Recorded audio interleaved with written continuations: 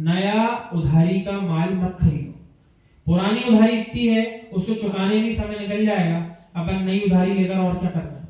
अपना घाटा बढ़ा रहा है कि मुनाफा बढ़ा रहा है? घाटा बढ़ा रहा है। और बाद में अभी तो वो स्थिति मिली है कि अपन पुराना जो हिसाब किताब है उसको बराबर करके जाने का काम कर सकते हैं। लोक में जो भी भवन दिख रहा है ये राग के कारण है। जीव में जीव का राग, जीव का पुद्गल में राग, राग के कारण बंद हो रहा है और इस बंद शब्द के नियोग से संपूर्ण विश्व की लोक व्याख्या चल रही है। पूरी की पूरी दुनियादारी राग के पीछे चल रही है। जब तक राग जिसके अंदर बैठा है वो संसार की परिभ्रमण करेगा, और जिसके अंदर से राग समाप्त हो गया तो आप उन चित्रों को, वीडियो को भी निहारा करो जब वो जीव अपनी पूरी गृहस्थी और सारे लोगों को छोड़ के घर से चला जाता है। किस बल के पीछे? मात्र राग समाप्त हो गया, इसलिए उसको घर के लोगों का रुदन भी अब दिखाई नहीं दे रहा। दुनिया कहे सो कहती रहे, देखो घर वालों को दुखी करके जा रहा है। क्या उनके किसी को दुखी करने के परिणाम है कि जीव मात्र के प्रति दया के परिणाम? अब भले पूरा मोहल्ला रो रहा हो, अरे क्यों जा रहा है भैया, क्यों जा रहा है भैया, तो मोहल्ला रोएगा तो उनको कर्म बंद हो रहा कि नहीं हो रहा? नहीं हो रहा। यही समझना पड़ेगा। वे थोड़ी कह रहे हैं कि रो हमारे राग में, जिसका राग है वो रो रहा है, जिसे राग नहीं है वो रो रहा है क्या? हो सकता है जो उनको अपना दुश्मन जानता हो वो तो खुश हो रहा हो, अरे वाह जा रहे हैं आज तो मोहल्ला छोड़, आज के बाद तो कभी दिखेंगे। और जिनको राग है वो जाता हुआ देखकर रो रहा है, अरे क्यों जा रहा है हमको छोड़ के। ऐसा भाव है राग के कारण। चाहे इंजीनियरिंग की पढ़ाई हो, इस बंद पर ही टिकी हुई है। स्निग्ध रुक्षत्वाद बंदा, तत्वाद सूत्र जी का सूत्र है, स्निग्ध से बंद होता है। पुद्गल में स्निग्ध, पुद्गल में रुक्ष, ये दो गुण मिलते हैं तो बंद हो जाता है।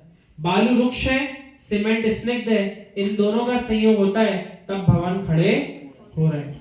राग स्निग्ध है, द्वेष रुक्ष है, इन दोनों के नियोग से कर्म के महल खड़े हो रहे हैं। पूरे संसार की गतिविधि बता दी अच्छा कि स्निग्ध भी है राग, और जो दूसरा है वो द्वेष जो है उसके लिए बताया कि रुक्ष परिणाम। तो स्निग्ध और रुक्ष दोनों जब तक परिणाम जीव के पास हैं तब तक वो महल पे महल खड़े करे चले जा रहे हैं। किसके? संसार के महल खड़े करे चले जा रहे हैं। क्रोध और मान ये रुक्ष कषाय है, माया और लोभ स्निग्ध कषाय। अब देखो कषाय में भी दो भेद कर दिए, स्निग्ध कषाय और रुक्ष कषाय। तो क्रोध और मान को तो कहा रुक्ष, और दूसरे स्थान पर स्निग्ध यानी चिकनी चुपड़ी बातें मायाचारी की और लोभ की। दोनों स्थिति में जीव स्निग्धता वाले परिणाम बना रहा है। आप देखो किसी पुरुष को क्रोध में आता है तो उसकी भाषा सुनो, रुक्ष बोलता है। उसकी चाल देखो रूखी होती है, और अहंकार में आता है उसकी चाल देखो किसी को कुछ समझता ही नहीं। क्रोध रुक्ष है, मान भी रुक्ष है। माया की भाषा देखो कितने प्रेम से बोलता है, माताओं आपसे तो कुछ कहने की आवश्यकता ही नहीं है। माया की भाषा आपको बहुत अच्छे से मालूम।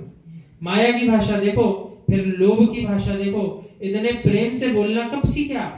हे मित्र, जितने प्रेम से आप इन लोगों से बोलते हो, इतने प्रेम से अपनी सासू की बेटी से बोलने लग जाओ तो कभी तुम्हारे घर में झगड़े नहीं हो सकते। अच्छा श्री क्या कह रहे हैं कि दोनों प्रकार की बात यहाँ घटा दी, और ऐसा लगता है कई बार अच्छा श्री डंडा लेकर तो खड़े पर डंडा दिख नहीं रहा किसी, पिटाई भी चल रही है लेकिन दर्द महसूस नहीं हो रहा, ऐसा लगता है। हे मित्र, जितने प्रेम से जीव दुकान पर ग्राहकों के बीच में बात करता है, इतने प्रेम से तो तुम अपने रिश्तेदारों से भी बात नहीं करते।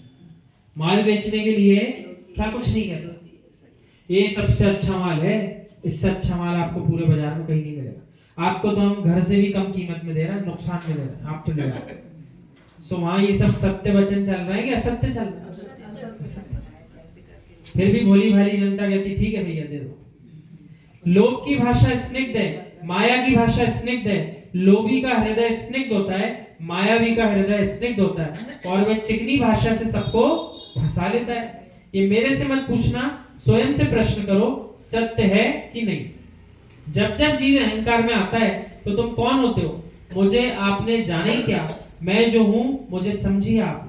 मित्र, ये रूखापन किसी का नहीं चला। जब जब सीमेंट रूखा हुआ झड़ने लगता है, जब जब तुम्हारे मस्तिष्क में रूखापन आने लग जाए, भाषा रूखी होने लग जाए, तब सोच लेना इस जीव का झड़ने का समय हो चुका है।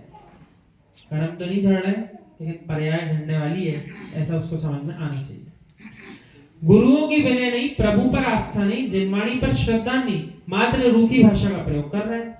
हे मित्र, अपने स्वार्थों के पीछे कभी देवशास्त्र गुरु के प्रति अशुभ चिंतन मत कर लेना। यानी वहां तो ये कह रहे हैं कितना ही आपको लोक कषाय जागृत हो जाए, तब भी देवशास्त्र गुरु के प्रति विपरीत परिणाम नहीं बनाना। कैसा? लोभ जाग गया तो जीव विचार कर रहा, अब ना तो मंदिर जाएंगे, न प्रभु भक्ति करना, न गुरुओं के पास जाना, न अध्ययन करना, अपन को तो अपना द्रव्य कमाना है। तो बेचारे इसी शक्ति के बल पर तो देवशास्त्र गुरु से दूर हैं। किस शक्ति के बल पर?